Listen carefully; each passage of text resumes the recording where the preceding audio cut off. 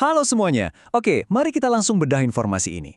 Kita bakal menyelami sebuah topik yang jujur saja mungkin sering banget Anda dengar seliwaran di berita, tapi jarang banget kita urai pelan-pelan. Hari ini, kita akan merinci hubungan yang super kompleks antara kuil Nabi Sulaiman atau Solomon's Temple dengan Masjidil Aqsa. Pastinya, tanpa memihak ya, kita cuma akan membedah fakta-fakta dari teks sumber kita untuk benar-benar paham sebenarnya apa sih yang sedang terjadi di bawah permukaan tanah sana. Nah, Anda mungkin bertanya-tanya, mengapa penggalian arkeologi bisa memicu ketegangan global? Maksud saya, kalau dengar kata arkeologi, pikiran kita pasti langsung tertuju pada ilmuwan yang lagi bersihin debu dari tembikar kuno kan? Kelihatannya sangat akademis dan tenang. Tapi tunggu dulu. Dalam konteks ini, memahami sepetak kecil geografi ini benar-benar krusial untuk mengerti akar ketegangan global yang masif. Ini bukan sekedar tentang nyari artefak kuno, tapi tentang bagaimana pencarian sejarah masa lalu literally bertabrakan langsung dengan realitas ruang dan agama di masa kini.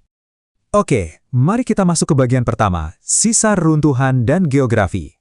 Jadi begini, dari kompleks istana dan kuil megah Nabi Sulaiman yang diyakini sudah runtuh di masa lalu, sumber kita mencatat bahwa kini hanya tersisa satu bagian spesifik.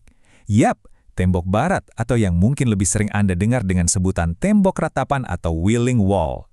Secara geografis dan historis, tembok inilah yang jadi jangkar fisiknya.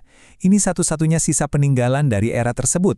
Bisa dibilang, tembok ini adalah fondasi dari seluruh situasi rumit yang lagi kita bahas sekarang. Lanjut ke poin berikutnya, penemuan tepat di sebelah masjid.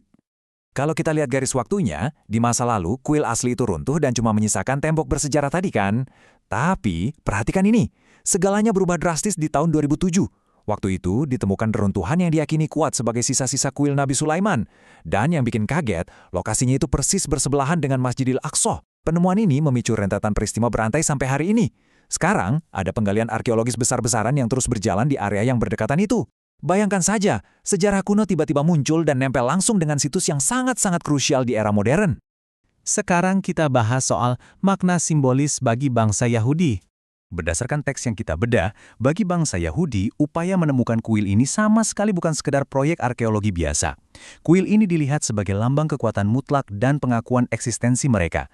Jadi, ada dorongan dan pencarian historis yang sangat dalam di sini. Sebuah upaya untuk menemukan dan menegaskan kembali jejak masa lalu mereka. Nah, memahami hal ini ngasih kita kejelasan tentang kenapa penggalian ini terus didorong dengan tekad yang begitu luar biasa, meskipun lokasinya ada di kawasan yang super sensitif. Tapi efeknya berlanjut ke ancaman runtuhnya Masjidil Aqsa. Jadi, poin krusialnya begini. Penggalian besar-besaran untuk mencari sisa kuil ini ternyata menciptakan efek domino yang serius. Gara-gara penemuan tahun 2007 yang lokasinya benar-benar menempel tadi, muncul kekhawatiran struktural yang sangat nyata. Maksudnya, ada ketakutan besar kalau aktivitas penggalian di bawah dan di sekitar area tersebut malah bisa merubuhkan bangunan Masjidil Aqsa. Pada akhirnya, ancaman fisik terhadap integritas situs suci inilah yang menurut sumber kita secara langsung memicu gelombang kemarahan umat muslim di seluruh dunia.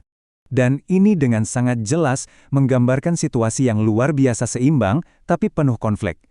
Di sebidang tanah yang sangat sempit itu, ada dua realitas kuat yang saling berhadapan langsung. Di satu sisi, ada tekad dari bangsa Yahudi untuk menemukan lambang eksistensi kuno mereka. Tapi di sisi lain, ada kekhawatiran struktural yang mendalam dan sangat nyata dari umat muslim akan keselamatan bangunan suci Masjidil Aqsa. Ini benar-benar sebuah benturan langsung antara upaya menggali sejarah masa lalu dan kebutuhan mutlak untuk melindungi situs suci di masa kini. Hal ini membawa kita pada satu pertanyaan penutup yang penting banget buat direnungkan.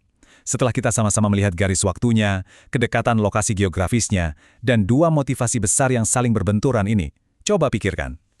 Bagaimana pencarian sejarah bisa disimbangkan dengan pelestarian tempat suci yang ada saat ini?